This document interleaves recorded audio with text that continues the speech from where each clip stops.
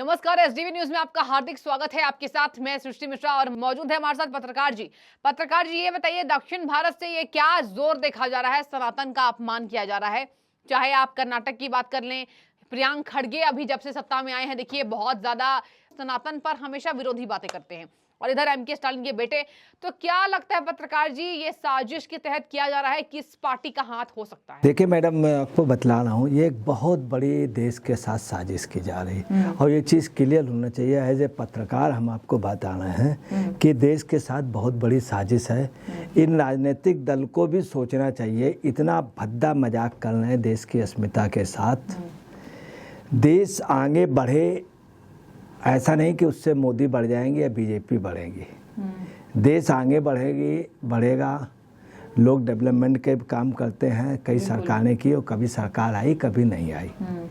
South के लिए भी आंध्रा में बड़ा काम किया तेलुगु देशम ने और उनकी सरकार चली गई। हाँ। ये तो सब चीज़ें, राजनीति बहुत छोटी चीज़ है, देश काफ़ी बड़ी। ये बहुत बड़ा षड्यंत्र हो रहा है। अगर समय रहते हो रहा, और ये षड्यंत्र सिर्फ इसलिए किया जा रहा है, कभी कभी विपक्षी दल क्या होते हैं, जब नहीं जीत पाते हैं तो वो विदेशों का सहारा और चीज़ का सहारा।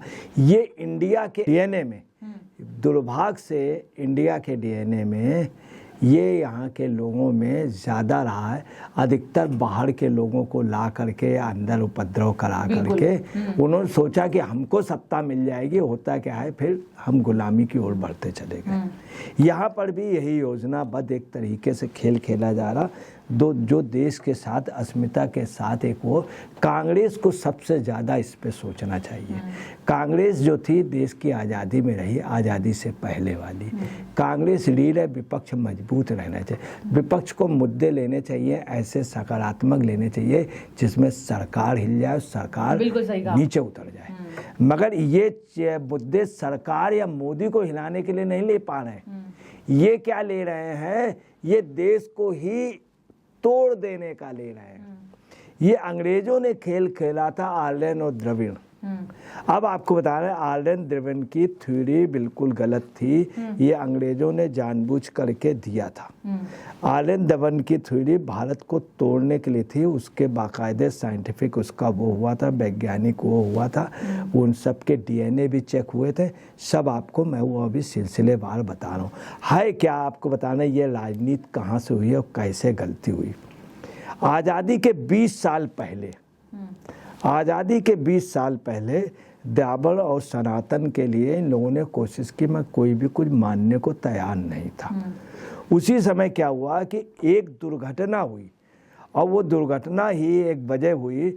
1924 में त्रावणकोर के राजा के मंदिर की ओर जाने वाले रास्ते पर कुछ लोगों को प्रतिबंधित किया गया।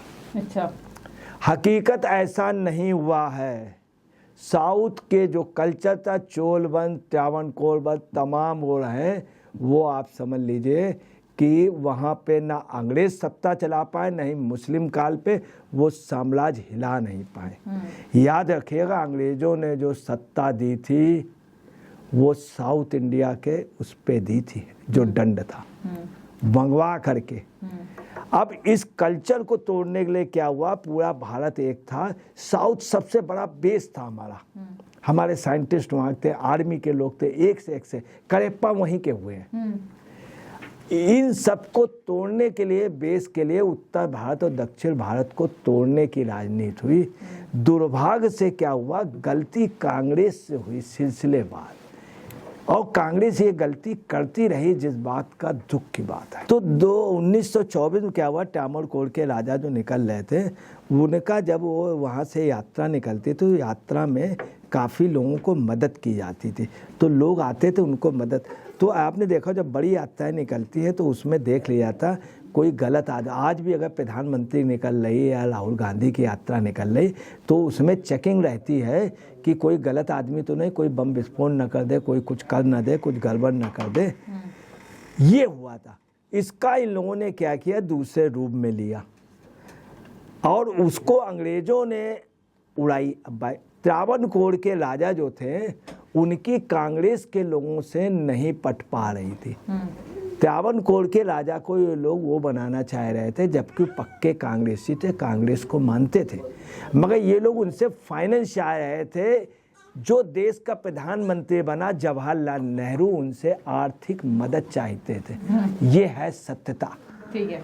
इन्होंने मतभेद किया। उसी बीच में क्या हुआ, उसका विरोध एक संत ने शुरू किया, संत पेरियार ने। नो डाउट पेरियार एक सच्चे संत थे, समाज सुधारक थे, नारी सुधारक थे, इस बात को नहीं भुलाया जा सकता। और पेरियार एक बहुत पूंजीपत के वो थे और त्यावनकोर के राजा के बहुत अच्छे दोस्त थे, बहुत अच्छे दोस्त थे, जातिगत नहीं थे, मगर उनको जानबूझ के उत्तेजित किया।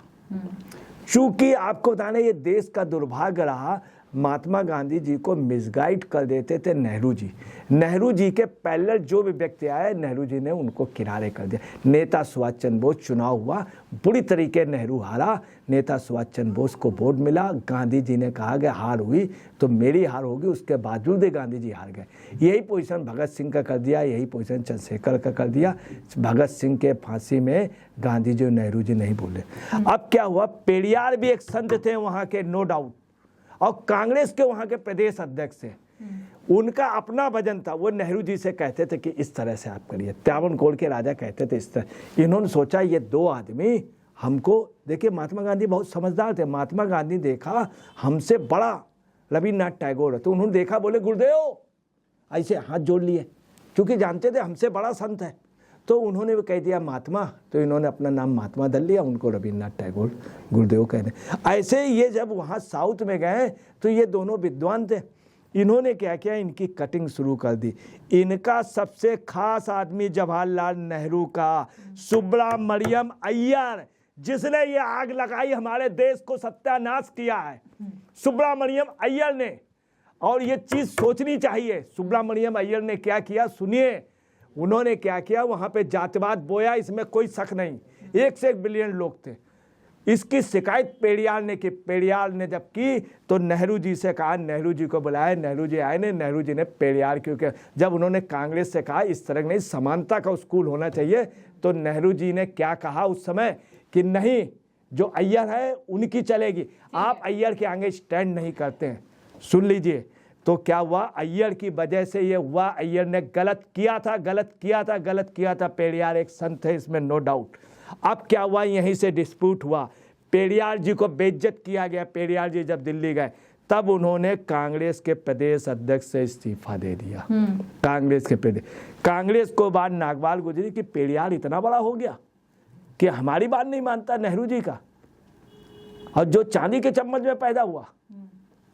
आपको बताना, वहीं से इनकी मोतीलाल नेहरू से भी डिस्प्यूट हुआ और पेरियार जी ने अपना अलग बना लिया। वहाँ पे उन्होंने करगम नाम की नई संस्था बना ली। अब वहाँ जब विरोध हुआ तो पेरियार जी को बंद कराया गया।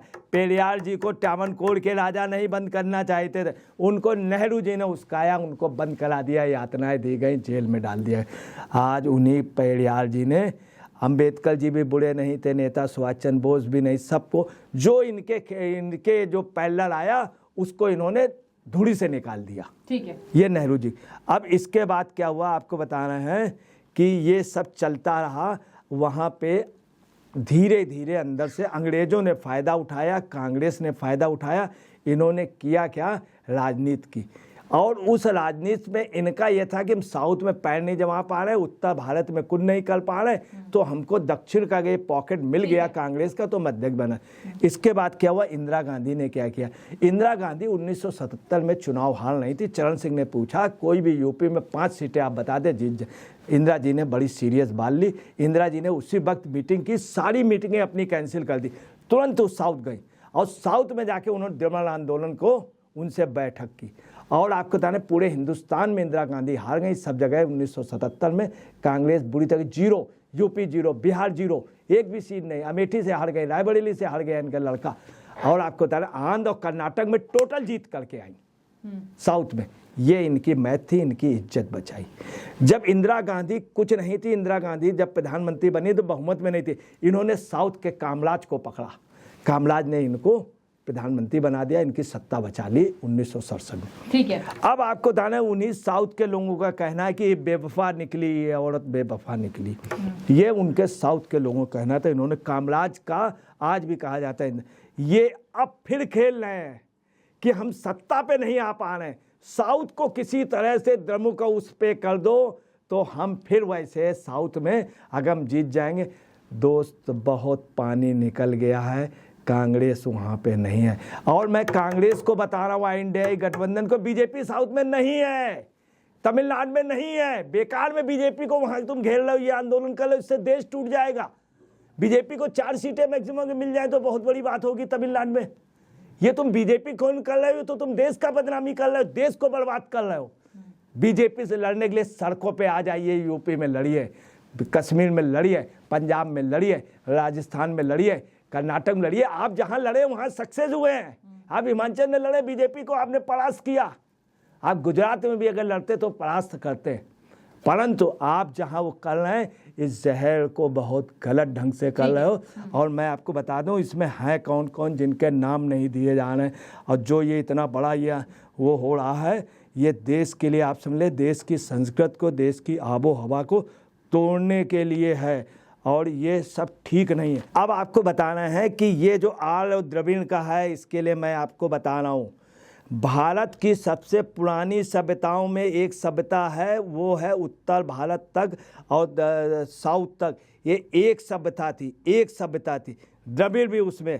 अफगानिस्तान में द्रविड़ लोग, ब्राहुई समुदाय का वहाँ जन्म हुआ, वहाँ के डीएनए चेक हुए, आज भी उनकी लैंग्वेज, उनकी सब एक है। कहाँ से? सबसे प्राचीन भाषा कौन है? आप किसी विद्वान से पढ़ेंगे तो वो पढ़ाता है कि बेटा याद रखना, जब भी पूछा जाए संस्कृत के विद्वान से, सबसे प्राचीन तमिल है, उसके बाद संस्कृत है। हर विद्वान ये कहता, अपने बिलियन बच्चे को पढ़ाता है कि बेटा ये कभी मिस्टेक ना करना। अब आपको बता रहे 2009 में एक रिपोर्ट आई, आर्य द्रविड़ एक हैं। ये साइंटिफिक रिपोर्ट फॉरेन के तमाम उन्होंने लोगों ने, वैज्ञानिकों निकल के, फिनलैंड समेत कई देशों के भारतीयों के डीएनए पर शोध हुआ, विदेशी डॉक्टरों ने किया, विदेशी वैज्ञानिकों ने किया, और उन्होंने कहा द्रविड़ और आर्य एक हैं। Centre for cellular and molecular biology के एक्स निदेशक ने भी इनमें, यहाँ के भारत के राज्य और बाहर के राज्यों में बताया कि दोनों का डीएनए एक है। ये भारत को तोड़ने की हो रही है। और आपको बताना है, सेपरेट तमिलनाडु की भी डिमांड की है, वहीं के ए राजा ने यहाँ पे, वहाँ के उस पे, ये आपको बताना है कांग्रेस बैकिंग कर रहा। उसका सबूत सुन लीजिए, जो ये वहाँ पे स्टालिन बोले हैं, वहाँ पे कौन कौन था सुन लीजिए। वहाँ पे बेमुला की मदर थी, जो एससी नहीं है, जिसने वहाँ एफिडेविट दिया कि हमको रुपया दिया गया, हमको बयानात कराए गए, हमसे ये जारी कराया गया, वो राधिका बेमुला थी। और दूसरी आपको बताना है के वीरमणि थे, उदयनिधि थे, सीपीआई के मधुकर रामलिंगम थे, लिबरेशन पैंथर के थ्रुतन, पीटर कांग्रेस के अल्फोस। वहाँ तक सनातन धर्म को कैसे कुचलें, खत्म करने। आपको बताना है उसमें ये भी बताया गया है मॉब लिंचिंग, मतलब कैसे नरसंहार किया जाए इनका। आपको बताना है ये भारत की नहीं है, किसी का नरसंहार नहीं हो। ये आपको बताना है ये सब कांग्रेस के पिट्ठू हैं, ये देश को तोड़ने के लिए कर रहे हैं। ऐसा नहीं होना चाहिए, कांग्रेस को सोचना चाहिए, ये भाजपा को खत्म करें मगर देश को मत तोड़ें। तो देखिए, ये पूरा विश्लेषण हमारे अजय पत्रकार जी लेकर आए, किस तरीके से वहां पर दक्षिण में ये लड़ाई पुरानी है और यहाँ पर अलग तमिलनाडु बनाने की भी मांग। देखिए पत्रकार जी, बहुत अच्छी टिप्पणी आपकी, बहुत अच्छा विश्लेषण, सटीक विश्लेषण आपने दिया है कि सनातन को खत्म करने की प्लानिंग पहले से चल रही है इन नेताओं के द्वारा, और यही वजह है कि उपज ये है कि बयान ऐसे सामने आ रहे हैं। अब आप इस बयानों को तय कीजिए, ऐसे नेताओं के साथ जनता क्या करेगी। बहुत शुक्रिया आपका डिबेट से जुड़ने के लिए, आप सभी का एसडीवी न्यूज से जुड़ने के लिए फिर से धन्यवाद।